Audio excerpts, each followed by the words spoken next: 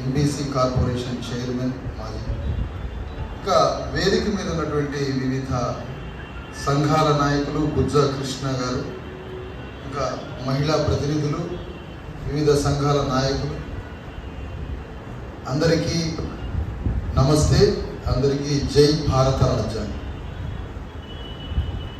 ఈరోజు ఈ కార్యక్రమం పేరు ఆత్మ గౌరవ సదస్సు అని ఒకటి ఏర్పాటు చేయడం జరిగింది. చాలా అద్భుతమైనటువంటి పదప్రయోగం ఆత్మగౌరవం అనేది.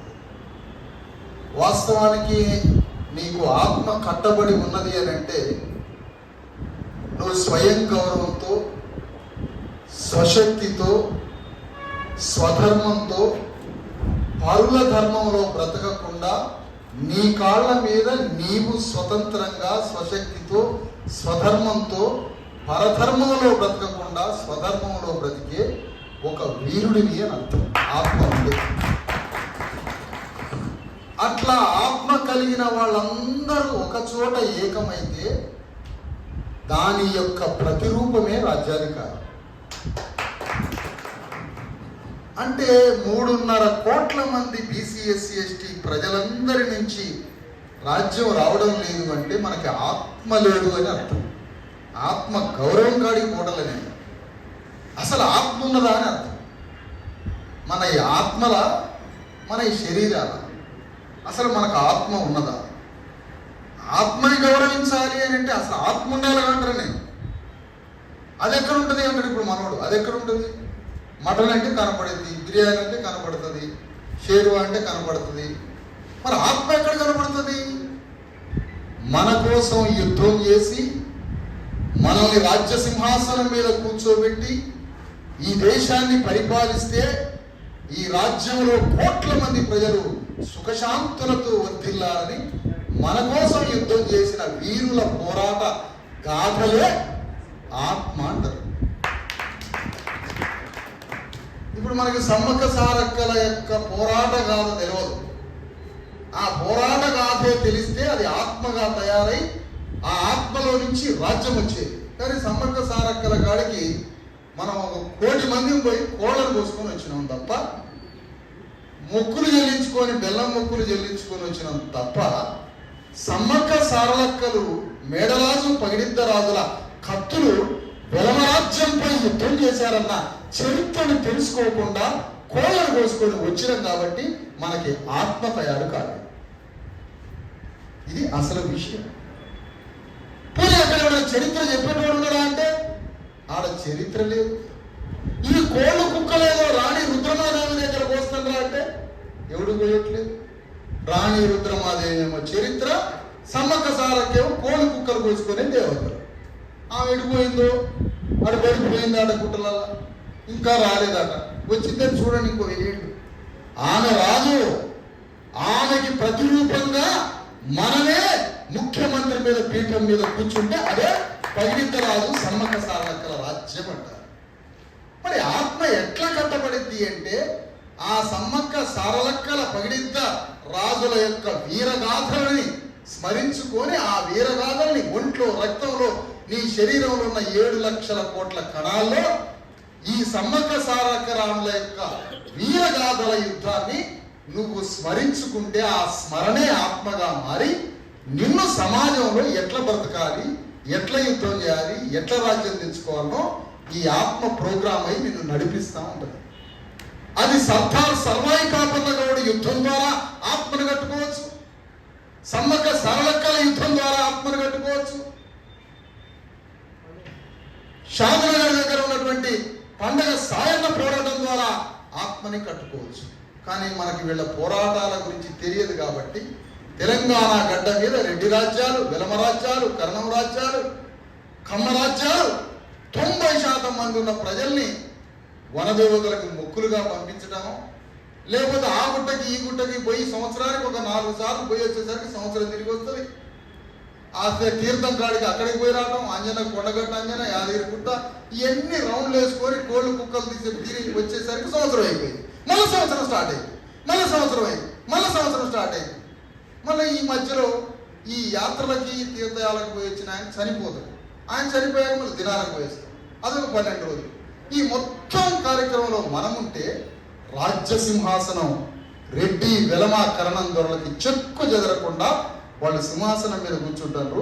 మనమంతా మన శరీరాలతో ఆనందంగా బ్రతికేటువంటి దాంట్లో ఉన్నాం. ఇంకా సేద తీరాలంటే జానపద గీతాలు ఎట్లాగో ఉన్నాయి మనకి. ఆ జానపద పాటలు ఎట్లాగో ఉన్నాయి, డబ్బులు కొట్టి అరుచుకోవడానికి కొట్టుకోవడానికి. మన నాయకుడు చివరిగా సూటేసుకొని అంతిమ మార్గం పార్లమెంట్ అని చచ్చిండు మన నాయకుడు. కానీ ఆ నాయకుడికి గోచి పెట్టించి విగ్రహం కట్టించారు.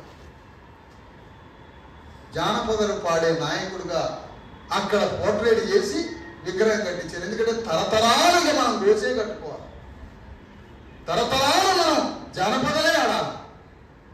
ఇదంతా ఎందుకు తరచూ చెప్తున్నానంటే, అసలు ఆత్మగౌరవం అంటే నీ వీరుల యొక్క ప్రతిరూపమే నీవుగా మారడం. నీవే సర్వాయి పాపన్న గౌడవు, నీవే మేళరాజు, నీవే పగిడిత్తరాజు, నీవే సాహు మహారాజు, నీవే జ్యోతిరావు ఫూలే అవి నీవే, అంబేద్కర్ నీవే, కాంశీరామ నీవే.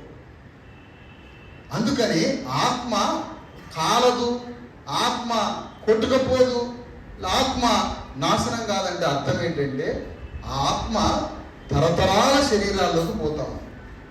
ఇక్కడ మీకు ఒక చిన్న ఆన్సర్ ఇస్తాను, మీకు క్లియర్ అయిపోతుంది. ఒక సాంస్కృతిక బలమున్న ఏకైక భారతదేశంలో అత్యంత సాంస్కృతిక ఆత్మ కలిగిన వారసత్వ బలమున్న ఏకైక ముఖ్యమంత్రి గతంలో చేసిన వాడు చంద్రశేఖరరావు. రాచకొండలో వెలవలు పరిపాలించారన్న విషయాన్ని ఒళ్ళంతా పుణికిపుచ్చుకొని మళ్ళా ఎట్లనైనా తెలంగాణ గడ్డ మీద వెలమరాజ్యాన్ని స్థాపించాలి.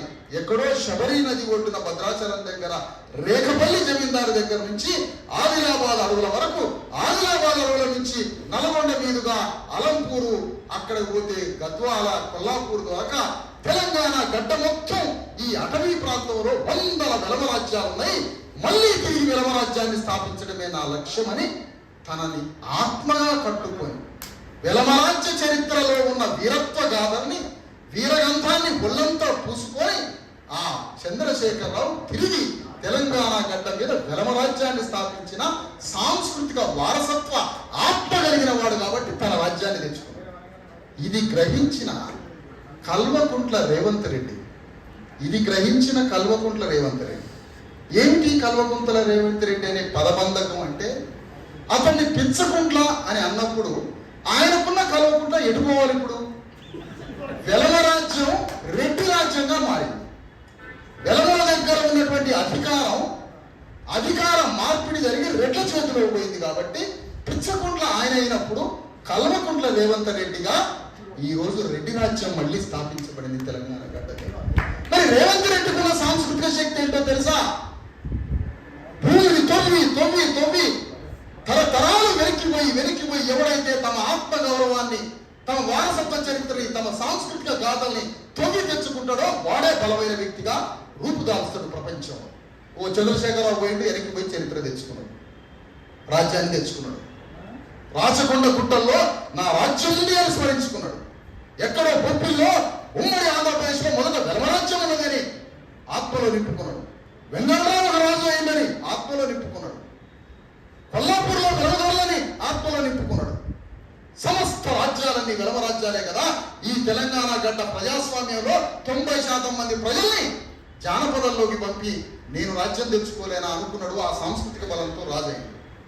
మరి ఇతనెట్లయ్యాడు? ఈ సంగతి రేవంత్ రెడ్డి తెలుసుకున్నాడు. అమ్మా, నా కులానికి కూడా వారసత్వ చరిత్ర ఏదైనా ఉందా? అదో కాకతీయ సామ్రాజ్యం, వెలమరాజ్యం.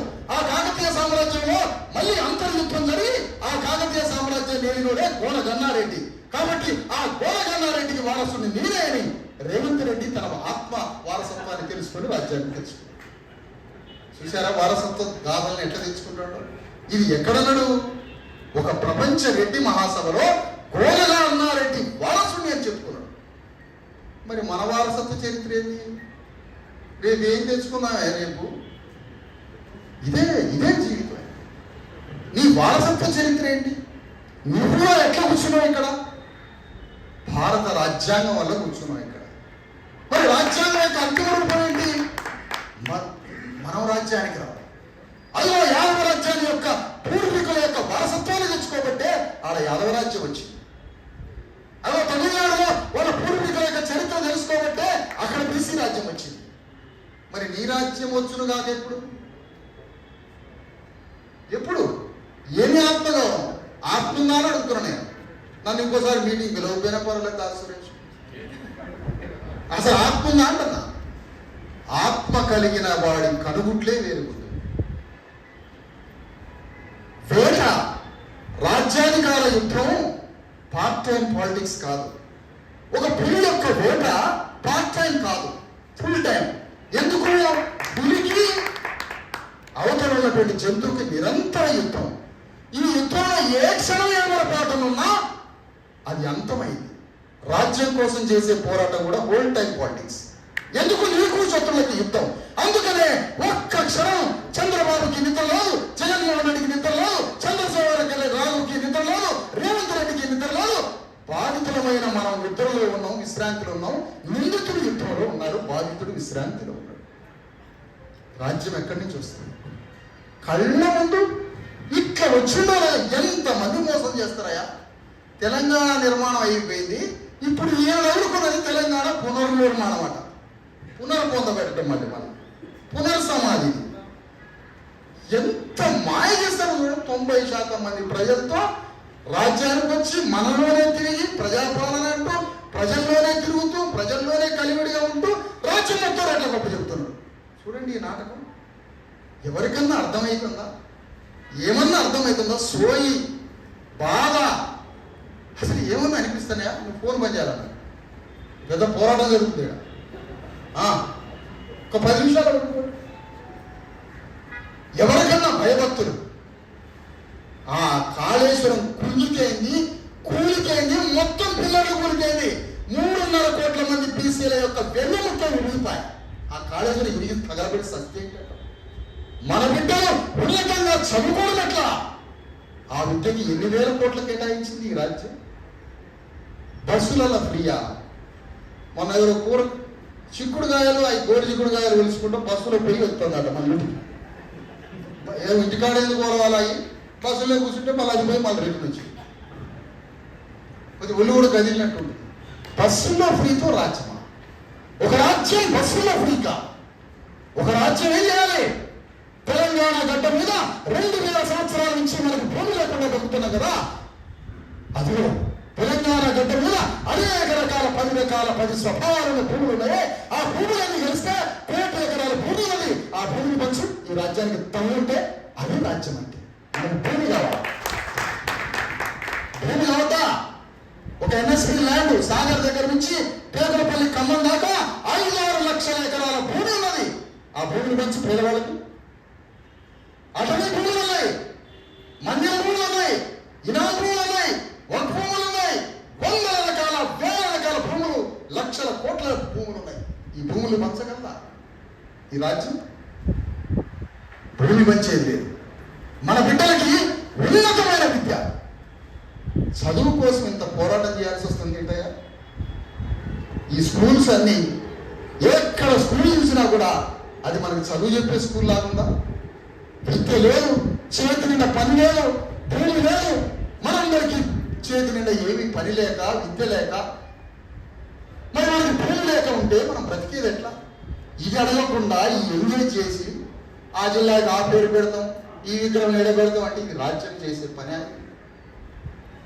అందుకనే మన ఆత్మని దేనితో కట్టుకోవాలా? మీ అయ్యే కాళ్ళలో గుర్తొస్తా ఉంటాడు. ఎందుకు? మీ అయ్య దొరబడాడు ఆత్మలో. మీ నాయన అమ్మో మా అయ్య ఇన్ని కష్టాలు చివరి తాగేటప్పుడు సుక్క పడేస్తాం. అయ్యకి పడేసి మందు రాదు.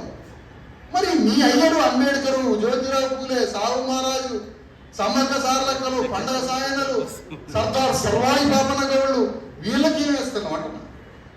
వీళ్ళకేం చెప్తున్నావు రోజు? వాళ్ళ యొక్క ఆలోచనల యొక్క ప్రతిరూపం, వాళ్ళ వీరగాథల యొక్క వారసత్వ ఆత్మని గట్టిగా కట్టుకొని ఆ కట్టిన ఆత్మ ద్వారా మార్గం తెలుసుకోవాలి.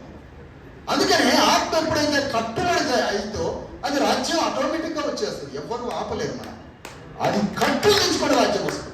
ఎందుకంటే నిర్జీవులుగా ఉండం మనం, స్వయం ప్రకాశంగా ఉంటాం, చలనంలో ఉంటాం, రాజ్యాకాంక్షతో ఆత్మగౌరవంతో అనునిత్యం బ్రతుకుతాం. అందుకని మళ్ళా మాయ జరిగే తెలంగాణ రాష్ట్రం వచ్చి 10 ఏళ్ళు రాజ్యం అడుగుబాయి, మళ్ళా రెండోసారి మళ్ళా మాయ జరిగింది ఈ రాజ్యం. అందరినీ ప్రజాపాలన అనుకుంటూ ప్రతి పదవి 90% మంది పేద ప్రజలు ఇచ్చే అప్లికేషను, 90% మంది పేద ప్రజలు తమ బాధలని కష్టాలని చెప్పుకోవడానికి ఇచ్చే అప్లికేషను భూస్వామి అయిన చిన్నారెడ్డి తీసుకుంటాడా? సిగ్గుసరం ఉందా అంటున్నా వాడి పదవిని మనం ఒప్పుకోవడానికి? ఏం రాజ్యం అయ్యేది? ఒక భూస్వామ్య కుటుంబం నుంచి వచ్చిన వాడు పేదల అప్లికేషన్ తీసుకుంటాడా? ఇదా ప్రజా పరిపాలన? ఇదేనా రాజ్యం అంటే? ఒక గ్రూపు అన్నా ఆ గ్రూపు దానికి సంబంధించి టీఎస్పీఎస్ చైర్మన్ ప్రజలకు సంబంధించిన పేదల ఉద్యోగాలకి ఏ వర్గం నుంచి రావాలి? అణగారిన వర్గం నుంచి రావాలి. ఇన్ని వందల వేల మంది విలేకరులు మన బీసీఎస్సీ నిజాయితీగా కడుపు చేత పట్టుకొని రాసుకునే విలేకరులు, తిండి లేదు, ఉండడానికి ఇల్లు లేదు, పంచాయతీ లేని విలేకరులు, ఈ బీసీఎస్సీ విలేకరులతో నడుస్తుంది ఈ మీడియా వ్యవస్థ. బీసీ వాడు కనపడ్డాట, ఎస్సీ వాళ్ళు కనపడరాట మీడియా చైర్మన్ గా, మళ్ళా వృద్ధుడు తీసుకొచ్చి పెట్టాల్సిందే ఆ రెడ్డి సంస్థ. ఏమిటి రాజ్యం? అందుకనే మనమేం కోరుతున్నామంటే ఇది ప్రజారాజ్యం కాదు, ఇది ప్రజా పరిపాలన కాదు, ఇది తీర్మానించండి సభ ద్వారా. ఇది పచ్చి రెడ్డి రాజ్యం, రెడ్డి స్వామి, రెడ్డి పరిపాలన. మళ్ళీ మనం మోసపోయాం అని తీర్మానిద్దాం. మళ్ళీ మోసపోతారు. ఆత్మలేనుడు మోసపోతూనే ఉంటాడు. బంగారు కడేం ఆవు పులికదలా ఉందిగా, అదే బతుకుమందంత నిజాయితీగా పాలించి వచ్చింది ఆ ఆవు. అదే మన బతుకంతా, అది నిజాయితీగా. అందుకనే ముందు మనం బలమైన నిర్మాణంలోకి వెళ్దాం, ప్రజల్లోకి పోయి. ఎవరే సంఘం పెట్టుకోండి, ఎందుకంటే ఇప్పుడు మన సంఘం కంపల్సరీ ఉండాలి కాబట్టి మనం ప్రజల్లోకి పోవాలి. అందుకని ఈ రాజ్యాన్ని తెలుసుకోవడానికి తెలంగాణ గడ్డ మీద మనం ఆవేశంతో 10 మంది ఒక దగ్గర ఏదో గ్యాదర్ అవుతున్నాం, ఇక్కడ మాట్లాడుతున్నాం, మళ్ళీ రేపు రౌండ్ టేబుల్ సమావేశం. ఓకే, రౌండ్ టేబుల్ సమావేశాలు కరెక్టే, కానీ ప్రజల్ని నిర్మించడానికి పోవాలి మనం సమాజంలోకి. వాళ్ళు అమాయకులు మోసపోతున్నారు. అక్కడ హాస్పిటల్కి వైద్యం లేదు, ఎందరో ఇళ్లలో బయటికి ఏమి పేపర్లకు రావు. బిడ్డలు, తల్లులు, తండ్రులు అందరూ ఆరోగ్యం బాగాలేక, వైద్యం బాగాలేక లక్షల మంది ప్రతిరోజు బలైపోతున్నారు గ్రామాల్లో. వాళ్ళకి వైద్యం ఎవరు చేయించాలి? ఈ రాజ్యం వైద్యం చేయించదు, ఈ రాజ్యం చదువు చెప్పదు, ఈ రాజ్యం చేతి నిండా పనియదు, ఈ రాజ్యం భూమిని పంచదు. మరి ఎట్లా? అందుకనే మన రాజ్యం రావాలి. మన బీసీఎస్సీ ఎస్టీల ఆలోచన ధర్మంతో మన రాజ్యం రావాలి.